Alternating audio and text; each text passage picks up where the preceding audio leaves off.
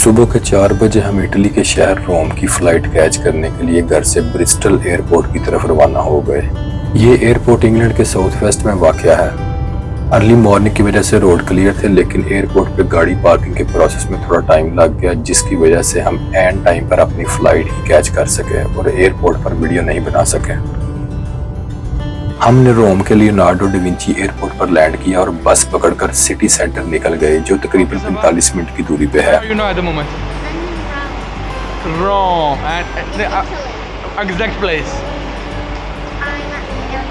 रोम एक कदीम शहर है जिसकी तारीख 2000 साल से भी ज्यादा पुरानी है और आज भी यहाँ उस दौर के आसार और बहुत सारी बिल्डिंग्स अपनी असल हालत में मौजूद हैं, जिनको देखने के लिए हर साल दुनिया भर से तकरीबन 3.5 करोड़ सयाह यहाँ का रुख करते हैं।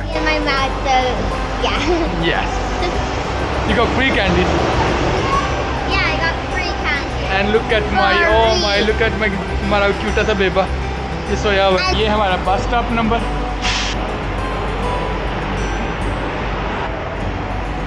अच्छा, तो आप लोग यहाँ बैठे वेट कर रहे हैं।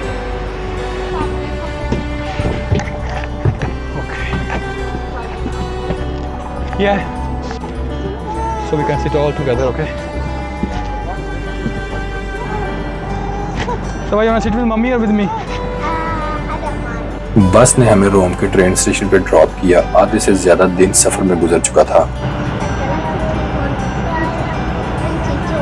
हम सारे दिन के सफर में काफी थक चुके थे, इसलिए स्टेशन के साथ शॉपिंग मॉल में थोड़ा सा रेस्ट किया और ट्रेवी फाउंटेन की तरफ वॉक करने लगे, जो तकरीबन 2 घंटे की थी। Give me all of your stuff, okay? Then I lost the things.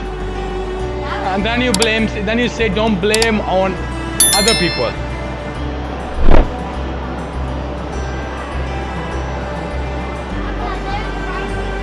आज का मेरा प्लान ट्रेवी फाउंटेन्स देखने का है, जो दुनिया भर में सबसे ज्यादा फेमस और हिस्टोरिकल है।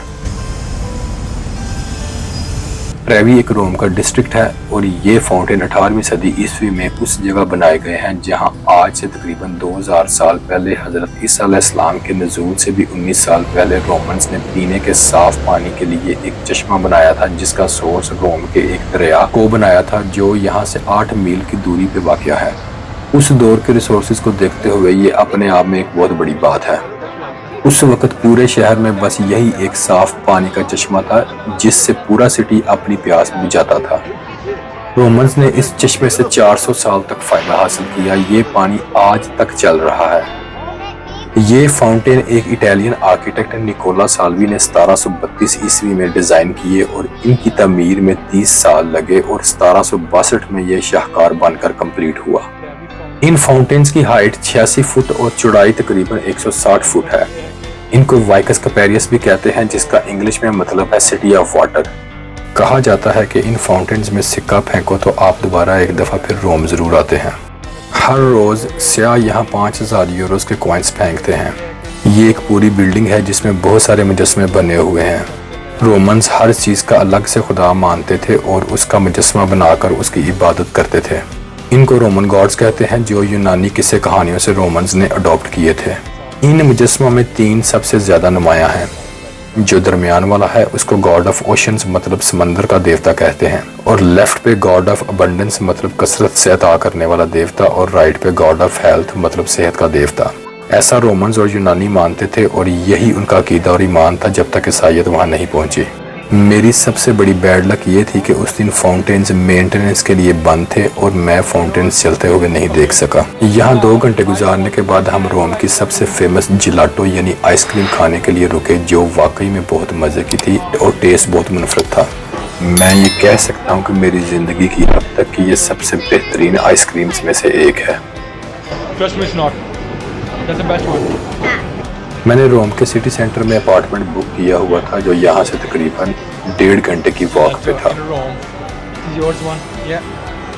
रास्ते में मुझे एक और हिस्टोरिकल बिल्डिंग देखनी थी, जिसको टेम्पल ऑफ हेड्रियन कहा जाता है।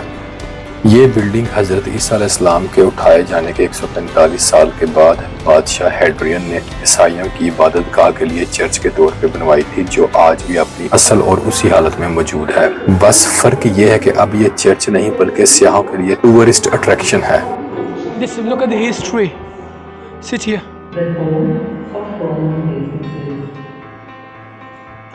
In this place, you can live customs, even the Rome Stock Exchange. अब शाम होने वाली थी और मुझे अपना अपार्टमेंट भी ढूंढना था। मेरी कोशिश थी कि हम रात होने से पहले अपने अपार्टमेंट तक पहुंच जाएं, लेकिन अपार्टमेंट तक पहुंचने में रात हो ही गई। This is our apartment.